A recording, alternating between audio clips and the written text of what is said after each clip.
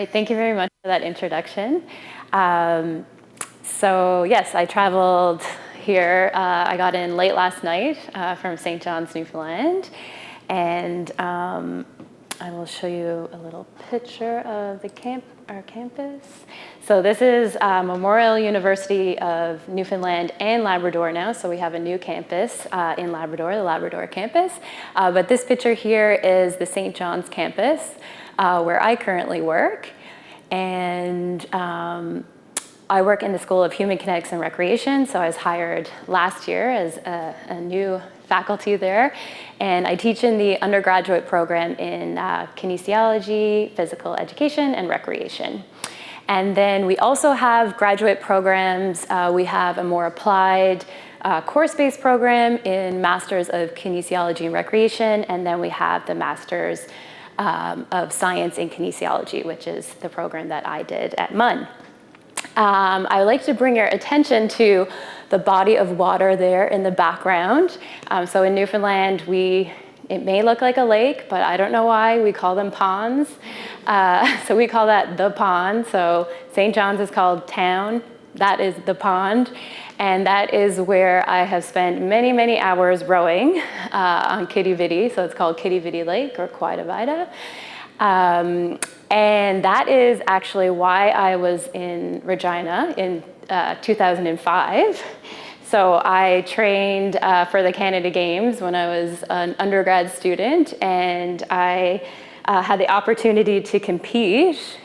There's me here in 2005 at the Canada Games in Regina. So that's the last time that I was in your wonderful province competing there, and yeah, lifetime of memories. And in 2025, we will be hosting the Summer Canada Games. Unfortunately, rowing didn't make the cut for our games, but yes, we are very excited as the province and the university as well. So we're trying to figure out how, as the School of Human Kinetics and Recreation, will be involved in that event. So very exciting.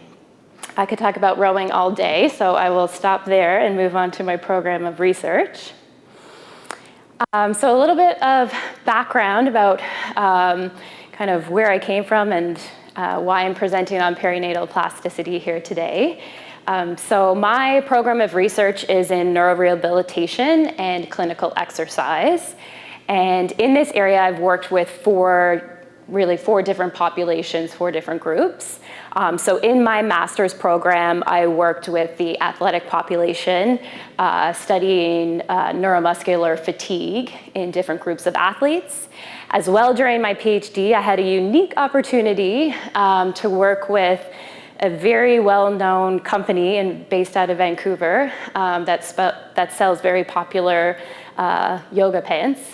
And they had some interesting questions in neuroscience, and I got to, again, work with an athletic population looking at emotion regulation and the associated neural networks between individuals who were recreational athletes versus longtime yogis.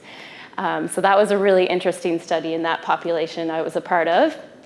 But mainly my PhD work focused in the stroke population. So my area of focus was in motor learning and looking at novel brain and behavioral measures in a stroke population. And what I learned from that area of work is that neurorehabilitation and the principles and concepts that we've learned has been very comprehensively studied in a stroke model. However, it hasn't transferred into other domains. And so for my postdoc, I went back to Newfoundland, and the objective of my postdoc was to take what I learned in neurorehabilitation in stroke, within motor learning and the brain behavior measures that I used, and see if that applied to a multiple sclerosis population. So I learned a lot. I learned some things transferred, some things were quite different within that neurologically diseased population. And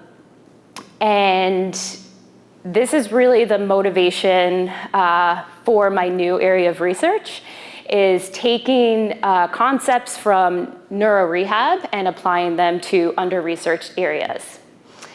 So that brings me to women's health.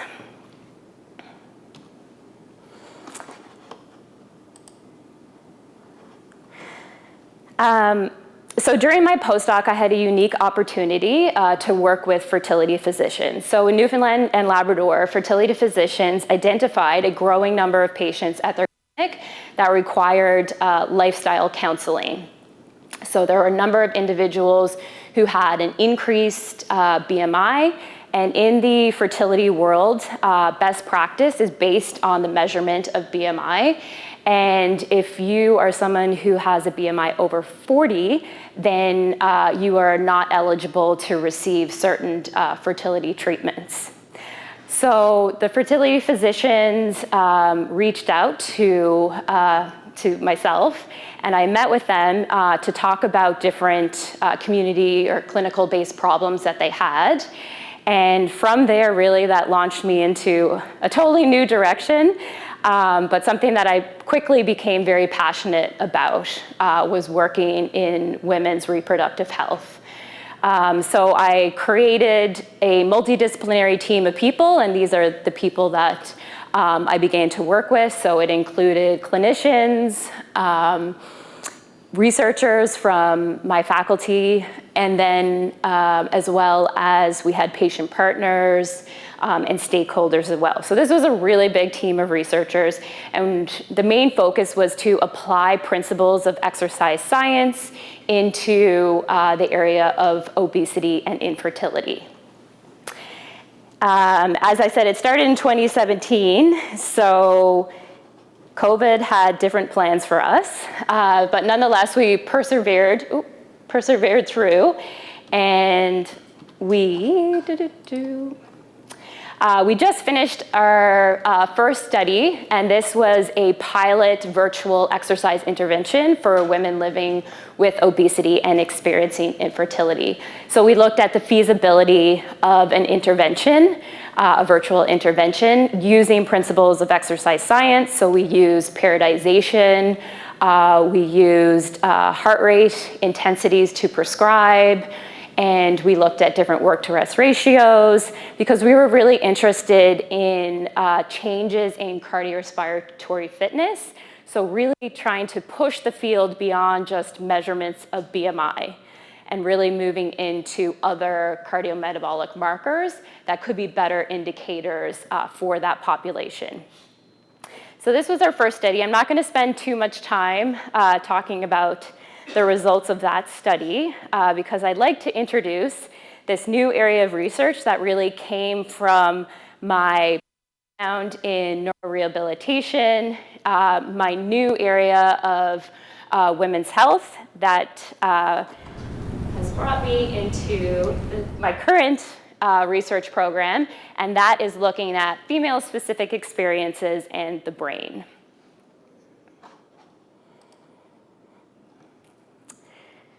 So I've been working, well, I haven't seen Dr. Mang, in a very long time, but we've always stayed in touch, and we've published several papers during our PhD looking at how the brain changes in response to exercise, motor learning modalities, and I thought that he was the perfect person to collaborate in this new area of research.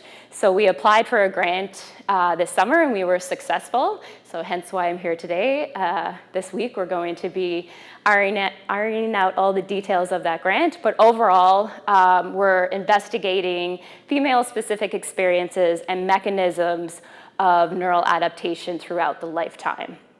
So again, how can we apply our knowledge of the principles of neurorehabilitation to advance neuroscience and women's health?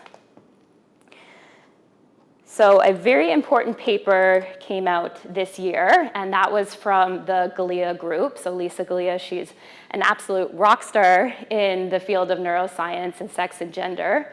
And from this review article, I just pulled out this one particular quote. So to achieve health equity, neuroscience studies need to go beyond studying sex differences and consider the effects of pregnancy and other specific processes on the brain. And so that is exactly what we're doing. We're going to be looking at exactly pregnancy and the effects the effects that that has on the brain in the human model. So this is the table from that review article as a general overview of the specific changes that happen. Very interesting. So when we think about how the brain changes throughout our lifetime, we think about in childhood, the brain is rapidly adapting to the environment, to our external stimuli, massive increases in surface area through the formations of the sulci and gyri in the brain.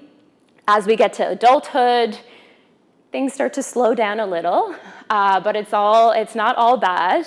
We're still able to make new neural connections in our brain, but often it's dependent on experience. So we call that experience-dependent plasticity. So pregnancy is an experience, a female-specific experience, and our brain changes immensely throughout the reproductive period.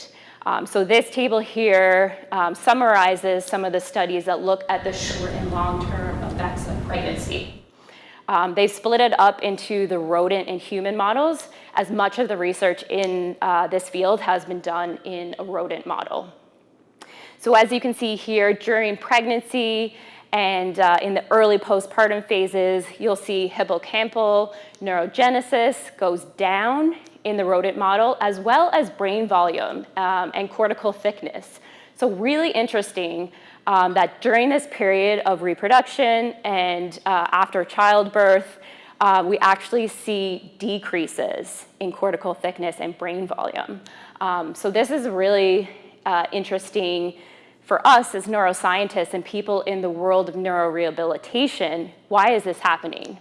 So the hypothesis is that the brain is becoming more efficient because it has specific needs, behavioral demands that it has to meet. So after childbirth, a parent is learning how to meet the demands of the infant.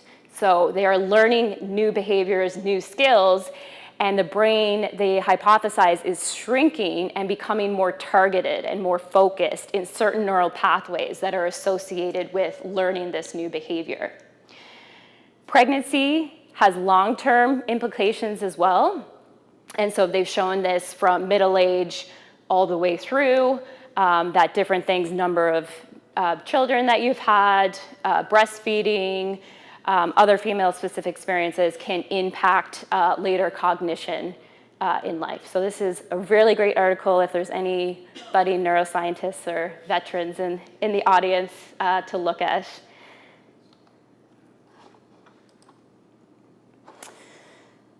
All right.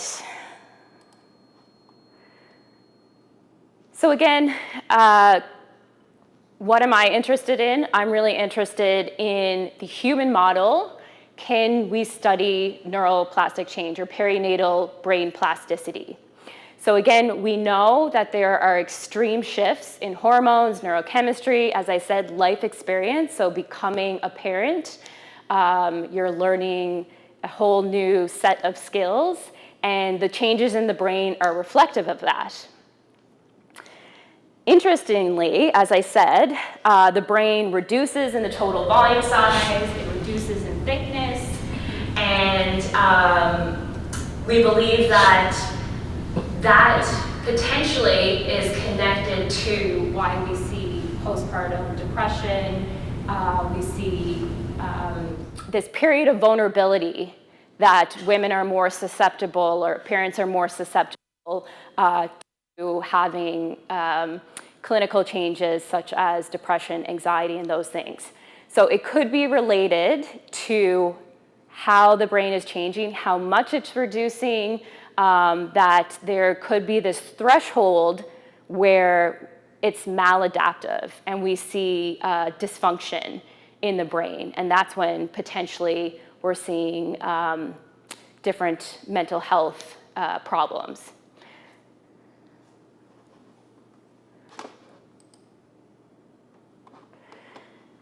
So as I alluded to, the brain is a learning machine.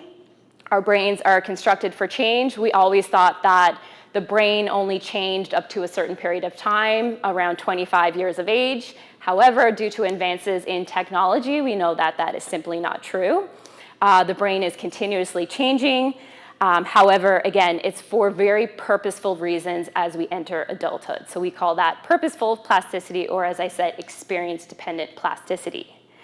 In my lab at the University of British Columbia, when I worked with Dr. Cam Mang, we used this simple model to measure and to learn about experience-dependent plasticity.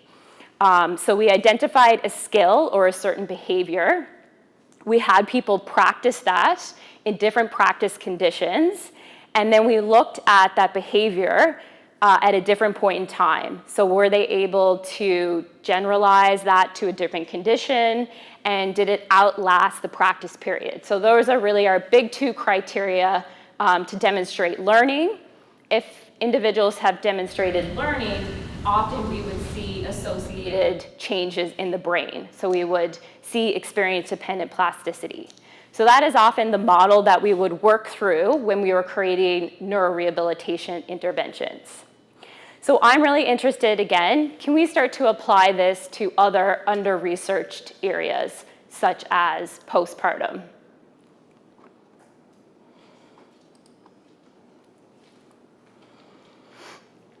So again, if we think about this model, we think about the skills being maternal behaviors, such as caring for the infant, appropriately responding to the demands of the infant. The practice piece is something that I'm interested in. Can maternal behaviors be practiced if they're not there, or if, again, the experience of postpartum depression, can we start to teach someone these skills? Is there learning that happens? Do they improve upon the skills? And then is that reflected, again, in the brain?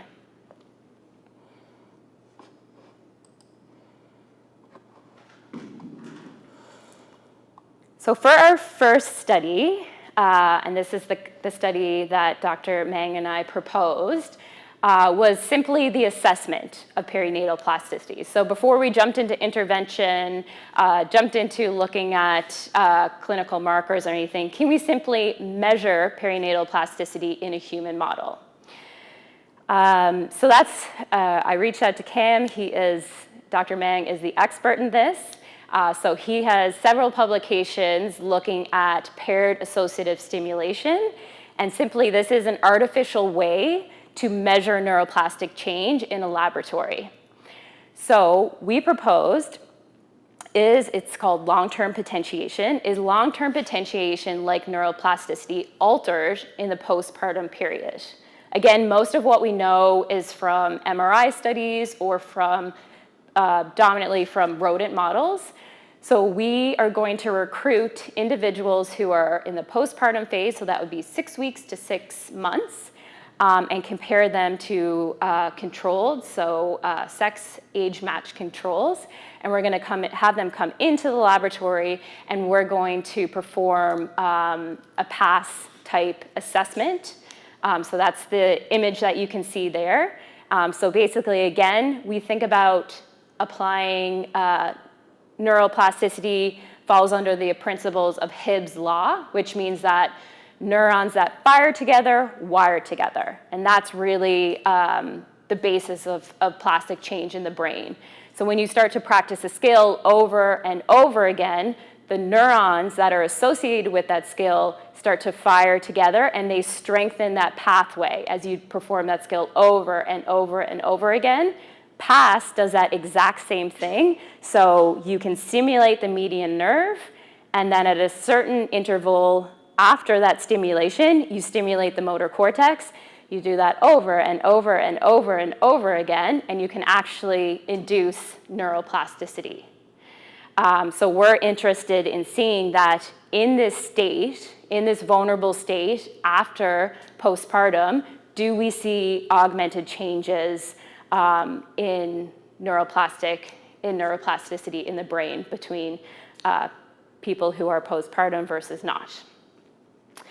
And then, because we are interested in movement-based exercises, or movement-based interventions, we're also going to look cross-sectionally and people's self-reported amount of physical activity that they have taken part in during the reproduction phase, as that has been shown to relate to LTP, like neuroplasticity, in a non-clinical population. So the more physical activity people participate in, the increased neuroplastic change that you see in this type of protocol. So that is the first study that we proposed.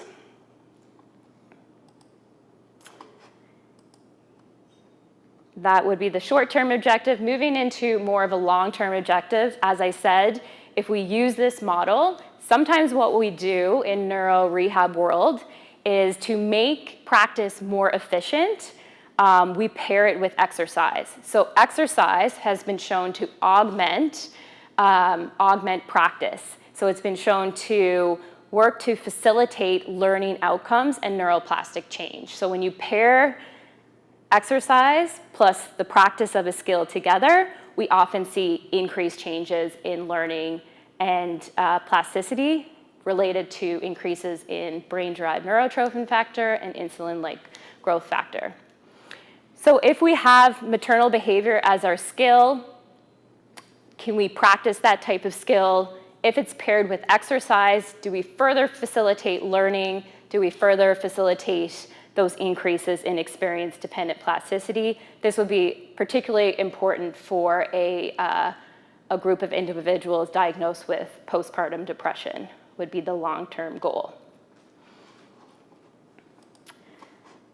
So, study number 2, again, a long-term objective would be the pairing of exercise plus behavior to help facilitate perinatal plasticity. I find this area very interesting because we know that there's increases naturally in oxytocin after childbirth, further increases with breastfeeding. Similarly, when you exercise, you have natural increases in oxytocin. Individuals diagnosed with postpartum depression have seen to have lower amounts of oxytocin after childbirth. So in the rodent model, exercise has been readily used throughout pregnancy to look at changes more so in the offspring because of the detrimental effects that stress in the rodent can have on the offspring. So there's been a lot more research looking in the rodent model about exercise and the increased effects on oxytocin, the decreased effects on anxiety and depressive-like behavior, and also increase in maternal care.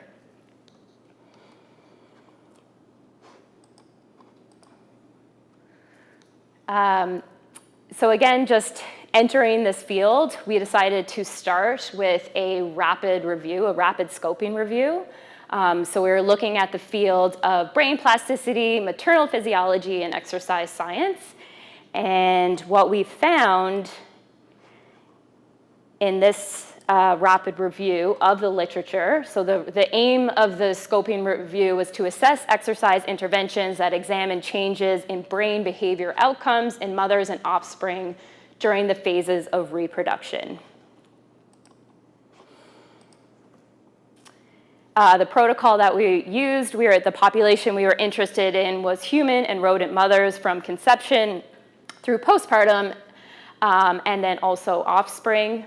The intervention, again, maternal exercise. That looks very different in the rodent model versus the human model. In the rodent model, often it's described as voluntary versus forced exercise.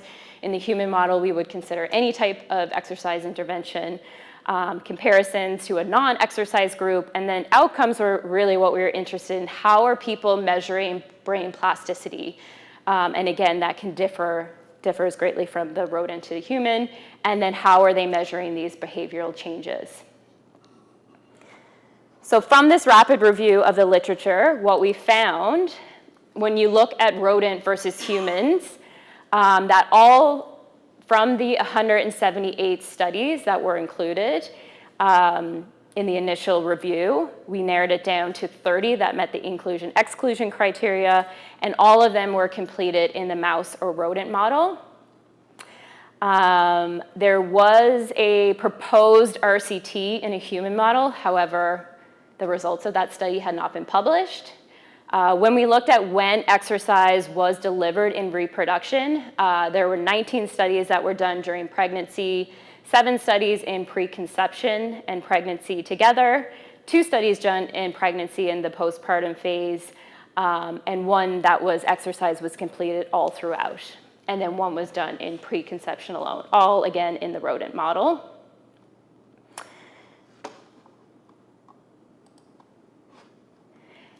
And I think this is the main finding for me, is that when you look at mother versus offspring, so of the 30 studies that met the inclusion-exclusion, 27 of them were exclusive to looking at offspring. 3 of the studies investigated both the mother and the offspring, and no studies exclusively investigated the mother. And this is a common theme, not just in our field. I work with someone else who studies placentas and microplastics, so completely different. And even in their latest meeting, the conference that they had, it was always, why don't we look at the effects on the mother? It's always on the offspring, on the offspring. So we're going to start to change that. So the conclusion of this rapid scoping review, which we're changing into a full-blown scoping review, is that research in this area heavily relies on animal models and on brain behavior outcomes in offspring following maternal exercise. There is a crucial need to investigate, similar in stroke, we talk about this all the time and probably in different fields here, can you translate the effects from the rodent model into the human model? And does exercise in the perinatal period impact brain development in the maternal brain? So those are our unknowns right now. Future directions. So I collaborate with someone in the Department of Chemistry, and she works on rodent model. So we've proposed a model to look at the effects of how we approach neurorehabilitation, and we're looking at that now in the rodent model to determine, again, if exercise can change change the course or the pattern of brain volume, brain changes after birth. So what we propose is that there is a certain threshold that when the brain dips below that, when it reduces to a certain level, a brain level, that's when you're going to see the presentation of behavioral disruptions such as postpartum depression. So we believe that when the rodents exercise, that they're not going to see this big dip, which we're calling a certain threshold where the brain becomes so vulnerable where you'll see the presentation of clinical symptoms. That is our design. So this is all new to me, the rodent world. We're also going to be looking at menopause because animals age much faster than humans, so I didn't know, but this is possible all in one study design. So again, based on future directions, there's lots and lots of unanswered questions in this area. Again, directed towards the human model, what possibly can be done here, what can we understand in the human model? Again, Cam and I are proposing to use TMS to start to study maternal brain plasticity. There's also options of EEG or MRI, so there's been a few studies using fMRI right now, but we've also done work with myelin, which looks primarily at the white matter, which is a very interesting area of neuroplastic change right now, and then the behavioral measures as well. So from my PhD research, it was more straightforward. We would look at, can a stroke patient relearn with their upper limb? And we'd have very objective measures of upper limb movements and outcomes. Behavior is going to look very different in this model. It's, maternal bonding, maternal sensitivity, so the appropriateness, frequency of responding to an infant. How can we capture those in a laboratory type setting? So those are some areas we're going to explore. And then to conclude, why is this research important? So female-centric research represents less than 4% right now of neuroscience studies, despite the presence of distinct neurobiological processes. We would consider this high risk, high reward. So again, we're taking what we know from neurorehabilitation and trying to apply this to a brand new model. And then lastly, in my province, in Newfoundland and Labrador, a recent study showed that 20% of women report having mental illness postpartum. So thank you for listening to my talk, and yeah, I look forward to any questions that you might have.